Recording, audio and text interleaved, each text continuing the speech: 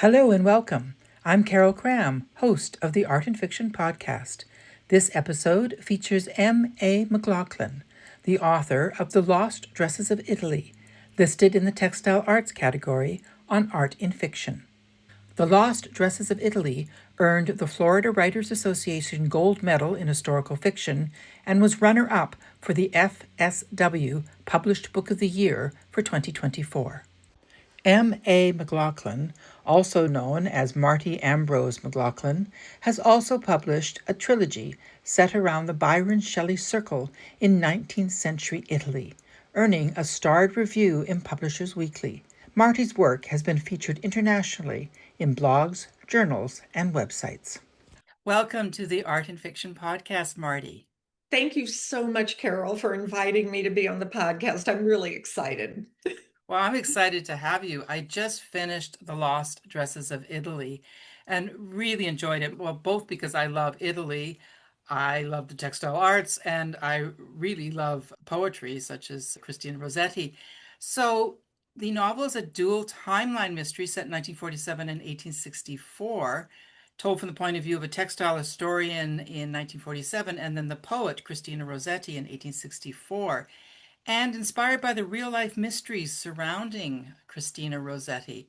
So, could you tell us a little bit about your inspiration for the novel? Why Christina Rossetti, and what was the mystery? Well, I have to say, I have loved Christina Rossetti's poetry my whole life. And I teach at a small state college, and I have taught her poetry for a long time. And she was actually quite famous during her lifetime. She was a member of the famous Rossetti family, and her brother was Dante Gabriel, the famous artist. Her other brother, William, was an art critic, an author, and her sister Maria was a scholar. Her father, a famous Italian revolutionary, Gabriele Rossetti. So she came from this hugely famous celebrity family, but she herself was a rather private, kind of elusive figure. And her poetry is just lyrical, it's beautiful. And at one point, she was actually going to become poet laureate, but by that time, she was in her 60s and she was somewhat ill. And so she really had a lot of fame herself, but like a lot of female poets, I think in the 19th century, she sort of fell out of the canon and she hasn't been read as much. Mhm. And yet, when I teach her, the students just love her work, especially her sonnets. And readers have, it's the one thing I've heard over and over about this book. I've never read Christina Rossetti's poetry, and I love her. Mhm. But I'd always wanted to write a book about her. And she was, in fact, single her whole life. She never married. She was engaged twice. And she only made one trip to Northern Italy. And it was a 3-week trip, which we don't know a whole lot about, except that she did connect with one of her father's old revolutionary friends. She went to Milan, Verona, Lake Como. She wrote one letter about it and she wrote a poem. But when she came back to London, she broke off with her suitor. Yeah. And about a year later, she wrote this sonnet sequence called the Monna Innominata, which means, as you know, the hidden woman. And so I'd always thought something happened on those 3 weeks. And so I thought, okay, I wanted to give her a story for those 3 weeks. And so I created a story about what happened during those 3 weeks. And that was my whole impetus behind how I included her into the book. That is so fascinating. Because I mean, as a novelist myself, I'm thinking, wow, that is a great way to go about it. You find this period in a favorite person's life that you want to write about and go, okay, what's the story around it? And so you decided to meld it with costume design, her dresses, the lost Yes. dresses. So tell us about that. Well, I've written 3 other historical mysteries around the Byron Shelley circle, Yes. but I wanted to take on something bigger. And I thought, how am I going to tell this story? Because I want to tell it through a more contemporary narrator as well. And I thought, we've seen writers find old diaries, we've seen writers find old journals. And I thought, well, let me do this in a slightly different way. Mm. I wanted to be where we tell her story of the secret 3 weeks through dresses that are found. And the dresses have the secret. So I made the more modern, the 1947 narrator, costume curator, and which I have to say, two of my loves, fashion and poetry. And I actually had thought of going into textiles at one point. I mean, I still wanted to be a writer, but I love the whole field. I love textile exhibitions. So I thought this would be a really different way of telling the story through having the costume curator find secrets and clues within the dresses. And I will say, it's not an unknown thing that in fact seamstresses, especially in couture, they would often, as you know, put little things in the hems. They would put things in the pockets, especially seamstresses who made wedding dresses. It was considered unlucky. So they would put little charms in the wedding dresses. And I will also say briefly, one of the things that this connected with was something in my own life where I had a great aunt who passed away. And when my mother and I went through her things in one of those old cedar chests that Mm. women used to have, my great aunt passed away in her late 70s. And when we opened up the cedar chest, there was a marriage certificate. And she had had a secret marriage, and there was her wedding clothing, dresses, and all of these were things we had no idea about. We never knew why she hid the marriage, but within that trunk were all of her secrets that she kept and passed on to us. So somehow that got filed away and it came out in the book. So it does happen. You just never know, do you, in your own Yeah. life, what might Yeah. come back? Yes, that's a wonderful sort of springboard for the imagination, as I like to say. Oh, so why did you decide to make the modern story set in post-war Verona rather than a little later? That was an interesting choice. I knew I wanted to make it in Verona because that's where Christina Rossetti had been. So, one thing I really wanted to do was to create a more global theme. So, the theme in the book was about love and loss and redemption. And when I was conceptualizing the book, and that takes me a long time, I originally started the book out where it was about Christina and her father. And I thought, well, I don't think that's going to connect with a modern audience. And so I was writing the book, conceptualizing it when we were in the middle of COVID. And I thought a big part of that was at the time, how do we ever emerge from something like COVID? It was global, it was traumatic, it caused so much heartache and suffering and death. How do you ever start over again? And so that was kind of on my mind when I started it. And so I thought, we experienced in a small way or smaller way what happened in World War II. Yes. And how do you emerge from something as traumatic as what happened then? And a lot of books write about World War II, but the aftermath is what I find more interesting, is how do we deal with it and cope with it and move on? And so that was kind of my impetus. And then at the same time, when that happened, I live in Southwest Florida. And when I was writing it, we were hit by Hurricane Ian. Oh, And it was hugely traumatic. It was a lot more destructive than it looked on TV. And we lost our home and everything we owned on an island. oh, And so I was in the middle of writing the book. We were homeless and oh my we had goodness. to scramble, find a place to live.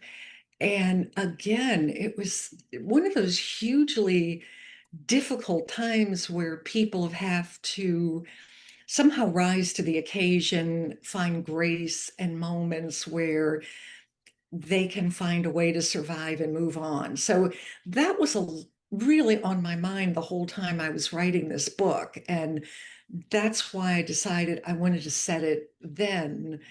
And it was also the time when the fashion industry started up again in Italy after the war. So it all kind of coalesced in my brain with 1947. Well, the whole post-war time is fascinating because it's almost within living memory. You're giving me ideas about, that's an interesting period, that post-war. Because yeah, how do you come back from what Yeah, happened in the Second World War? It was so devastating for so many people. So Mary Ann's story, because she had her own back story, yeah. the fact that she was a widow, a war widow, basically. So I'm really interested in all of the stuff about the textile history and how she worked with those dresses. So tell us a little bit about your research for that because it was absolutely fascinating. I love costumes as well. Always go to the V&A every time I'm in London. Well, it's a total obsession of mine. I love old clothing. And when I researched it took about a year to research it because I really didn't know at first what a costume curator does. And as I researched it, they essentially, as you know, they set up museum exhibits, but they have to work with old fabrics. They have to learn how to repair them and preserve them. Then they have to come up with concepts of how they exhibit them. And I learned about the flat exhibit, which is done on hangers, and then the exhibits with a mannequin. And then one of the difficulties in the book is that Marianne had a lack of access to sophisticated kinds of mannequins and tools because it's after the war. Yeah. So mannequins found in an old barn. But it's a very painstaking process. And I corresponded with different costume curators. They were very forthcoming about the difficulties involved in this and how you have to work with these old fabrics. You'll notice she always has gloves. You have to be part seamstress, part historian, part curator as they set these up sort of thematically. And yet at the same time, it's very personal because you're touching things that people actually have worn. So that part was interesting. And one thing I found was the woman who set up Princess Margaret's dress exhibit, Queen Elizabeth's sister, once they're on the mannequin, they're not removed. Oh. Because every time, so if these exhibits travel, they travel in giant crates because every time you move the fabric off of the mannequin, it damages the fabric. So that part was interesting to me, how painstakingly they set these up. And again, like every museum exhibit, they approach it thematically. They try to show something about society, the person. And I always say, if you want to know your way into a Victorian woman's heart, just look at the dress, the way it sort of confined women, the weight of it, the fabrics they used, and to find three dresses, such as in the book, that are pristine would be very unusual because people passed on fabrics because the fabrics were what was so expensive, unlike today. Also, I think we're all, as women anyway, speaking for myself, fascinated by all the clothes they wore back in, especially in the Victorian era with the hoop skirts. So it was really fascinating to learn more and more about the clothes and also that role of the fashion historian that, as you said, they have to be an historian, they have to be a seamstress, and they have to understand fabric. I didn't know there was that much to it. Isn't it wonderful to talk to experts in the field? There's such a wonderful resource, I find. Oh, they're incredible. And there really aren't that many places to study this. You can't get a degree in, fashion curating, but you can in textile arts. Yeah. So it's kind of like a degree in museum studies where you learn how to set up exhibits and how to work with artifacts, but then again you apprentice and in England it's really a huge thing. Yeah. Let's talk a little bit about Dante Gabriel. Dante Gabriel Rossetti. I love this. I loved the scenes with him. Maybe want to look at his work again because I went to university in Reading in England back in the 70s, and everybody was a fan of the pre-Raphaelites. They were very, very popular back then. And we used to go up to the Tate and look at the pre-Raphaelites. So tell us a little bit about the challenges related to fictionalizing real people, Dante Gabriel Rossetti and Christina. Well, that it's funny. I just put in for a conference proposal on this about popularizing literary figures. And it's very tricky. And I went to the University of York, so I wasn't far behind you there. I personally always loved the pre-Raphaelites. And then, as you know, the Tate Gallery just had an exhibit of the Rossettis last year. Oh, I And missed that. I did oh, not it know was that. extraordinary. Darn. And then it moved part of it to the Delaware Museum of Art, where they have a huge pre-Raphaelite collection. But he was in particular, it was kind of like writing about Lord Byron. Mhm. They're such huge figures, and everybody knows so much about them that it becomes, in some ways, a little bit difficult to write about them. And I always say what you have to do is dig for the person that's inside the persona. And with Dante Gabriel, he was one of those people who I think as an artist as well knew how to curate his image in a very modern way. Mhm. And yet, I think when you look at the journals, when you look at the letters, those are the things that give you those little clues as to who that person really is. It's harder with Christina Rossetti because she was much more private and her letters tended to be kind of mundane about details. His were much more revealing and personal, but he still has this big larger than life personality. And yet he was such a part of her story because Mhm. they were so close, and he illustrated her poetry books. But I will say the next book that I just turned in, it does have Dante Gabriel in it and Elizabeth Siddall, his model wife, because my mother, after she read the book, said, "Are we going to see more of Dante Gabriel?" And I said, "Yes, Mom, we are." And it got me into working on the new book because underneath that was a man who was really haunted by a lot of these myths, the Dante myths, the Arthurian myths, Yeah. and he was yet a person who was such a groundbreaker in terms of art, how to design book covers, textiles. So the whole Rossetti family was kind of overwhelming to portray. So I had to really be careful not to get too caught up in my adoration of them and make them into characters who are relatable.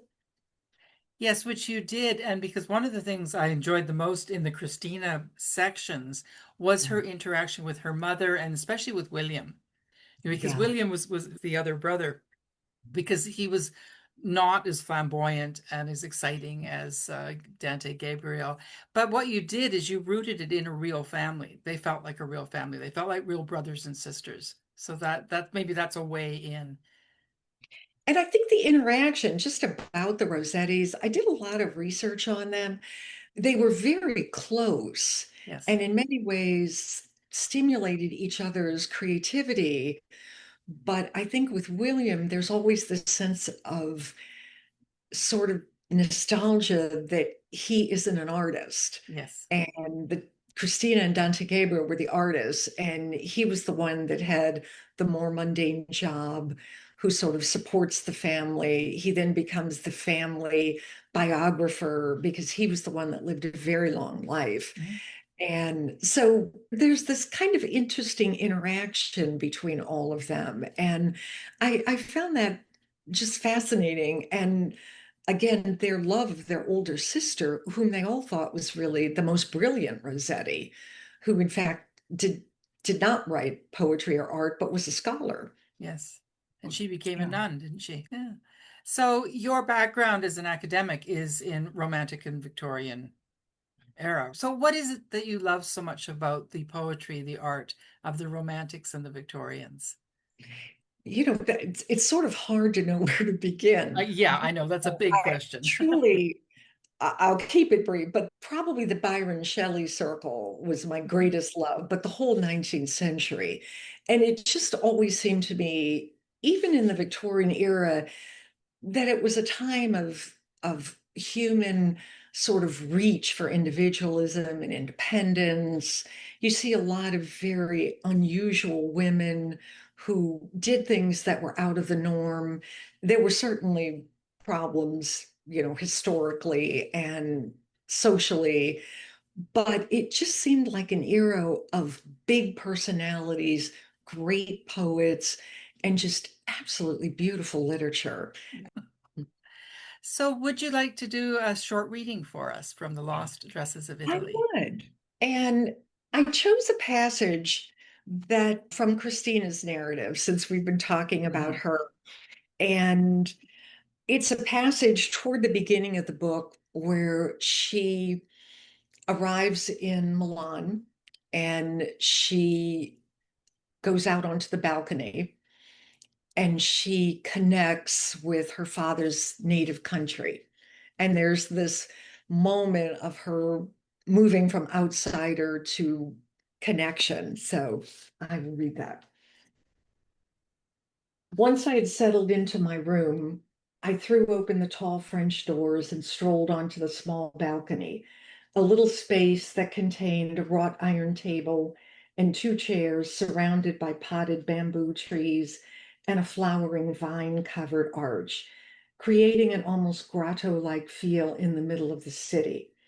Moving forward, I inhaled the scent of jasmine flowers, letting the fragrance engulf me with its sweet aroma. It was perfect. And I was finally alone.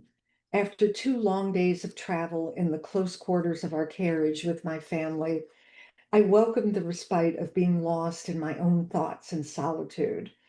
A few snatches of conversations floated up from passers-by on the street below during the hour of the passeggiata, the evening walk, and I paused to listen to how the Milanese spoke my father's native language, with the words lengthened and pronounced precisely. Una bella notte, a beautiful night. Each word seemed overly enunciated, more musical than Papa's loose, easy way of speaking Italian after decades of living in England, and it was much easier for me to translate. As I eavesdropped, I closed my eyes and absorbed the sounds as if they were melodies once lost and now found, sweeping me along with their familiar call. I could not move or think or speak. Remaining motionless on the balcony, I felt something stir inside, an ancestral connection to this unfamiliar land. For so long, I had written poetry about what it felt like to be shut out, the feeling that I could never take part in the vibrant voices around me. The door was shut. I looked between its iron bars and saw it lie my garden, mine, beneath the sky. And even though I now stood apart on my balcony, I could hear the song that reached up and touched my being, claiming me as a daughter of the soil with an unstoppable power to set me free from the restraints of my life. The door had creaked open now, and I was eager to see what lay beyond. Oh, thank you. That was wonderful. You Thank really you. give a sense of Christina. You can really feel her as a human being, as a woman, as a creative woman. It's that was so much fun to It was a read. privilege to write about her. Oh, I Yeah, would imagine. Yes. So I really want to talk about setting. It's such a big part of your novel. You really bring to life, particularly Verona and Padua. I loved your descriptions of Padua University because I have been there, the Palazzo Bo. So I presume you've also visited. And did it help with your inspiration? Like, how important is traveling to the places you're going to write about, do you think is for a writer? I did actually. It was our third trip, and I'm very lucky. My husband speaks Italian, Oh, and he's fluent in Spanish. And when we went on the first trip, he taught himself Italian, and he's really good at language. I am not, sadly. But when I wrote this book, we did go to Milan, researching where she went. And the one thing in the book that, of many that was true, the one letter she wrote about being on Lake Como, she did sail with her brother William, and she wrote, I heard the nightingale sing. And I use that line in the book because it just seems so evocative. Yes. And she also went to Verona. I don't think I could write about a place if I haven't seen it. And you know this, the sounds, the smells, the sense of space in Italy is so different, and the positioning of the buildings. And there's always someone, not so much on this book, in the Byron Shelley book, there were people who were sort of local scholars who I would have the privilege to talk with in smaller towns, and Jim would translate. So there were opportunities like that. And Verona, I think, is an unsung gem of Yes. Italy. It's such an evocative city because the book has not just history and mystery, but it's got romance. And Verona is such a beautifully romantic city in so many ways. And I always look for in the setting what I call the emotional center of a scene. Mm-hmm. And the Juliet tomb, which today is not the same tomb she would have seen, because they had to move it since poets were going in the 19th century and stealing parts of the stones and that sort of thing. So they actually moved it lower. But it's very evocative being there. And I thought this is a great place for Christine and Angelo to declare their love for each other. So I find too, when I'm traveling and doing research, there's something that speaks to me in the setting, and I don't know it until I get there. Yeah. Yeah, and you can't know until you get there. Like you wouldn't have Oh. known that you were going to put a scene there. I love to travel to the places that I'm going to write about as well because yeah, you need to be open to what's going to happen. And So, readers are very particular about you have to get the details correct, which you should, yes. but they would know. For example, your descriptions of the Palazzo Bo, which is not particularly well known at the University of Padua. Well, I was Yeah. just there 2 years ago, not even that, and took a tour and you described places. I went, "Oh, I saw that. I remember that." So, one of my goals with the Art and Fiction podcast is to inspire other authors. So, what's one thing you've learned from writing your novels that you didn't know before? I thought about this, and the one thing I learned that I found surprising did not have to do with Christina. It was about Italy. Mm, And I don't think I really understood the complicated role that Italy played in World War II. yes. And that was very illuminating to me. That, as you know, Italy had only been unified for about 50 or 60 years before the rise of Yeah. fascism. The South never really was as much a part of it. Italy was still the little sort of kingdoms. As you know, today, people will say, well, I'm a Florentine, Yep. Oh, yeah. more so than I'm Italian. And that I wouldn't, they were almost reluctant partners in the Axis, had shifted to the Allies, and that the occupation of Italy by the Germans was a really dark time for them.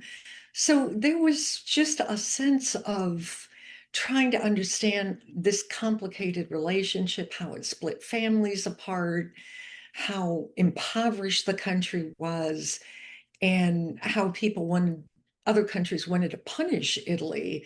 And yet the US was much more sympathetic in trying to help them recover after the war, though, of course, it doesn't sort of overlook the things that occurred. But it was a lot more ambiguous than I had thought. And as you talk to people, they also are not as forthcoming about that. They're sort of like, well, we've moved on. It was a dark time, but that was a lot of research that I found surprising. Thank you so much, Marty. I've so enjoyed our conversation. Thank you so much, Carol, and I hope you enjoy your trip to Italy. I will. I've been speaking with M.A. McLaughlin, author of The Lost Dresses of Italy, listed in the Textile Arts category on Art and Fiction at www.artandfiction.com. Be sure to check the show notes for a link to Marty's website at www.martyambrose.com. If you are enjoying the Art and Fiction podcast, please help us keep the lights on by making a donation to the Ko-fi website at ko-fi.com/artandfiction. Also, please follow Art and Fiction on Facebook and Instagram and YouTube, and don't forget to give the Art and Fiction podcast a positive review or rating wherever you get your podcasts. Thanks so much for listening.